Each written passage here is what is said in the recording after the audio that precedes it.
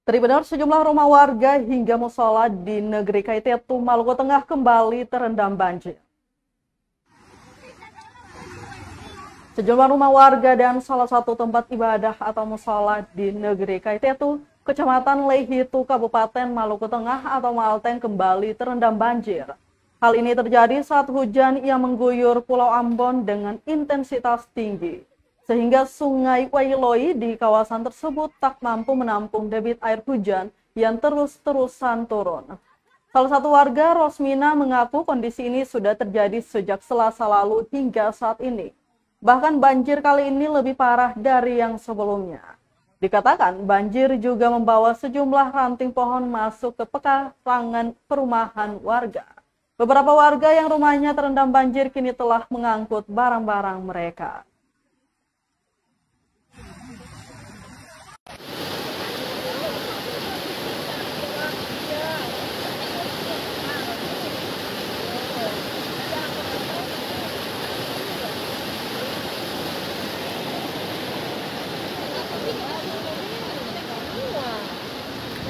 Ya.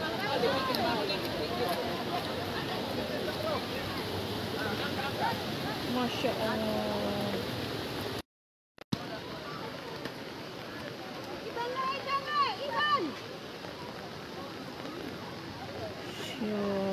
Tambah naik.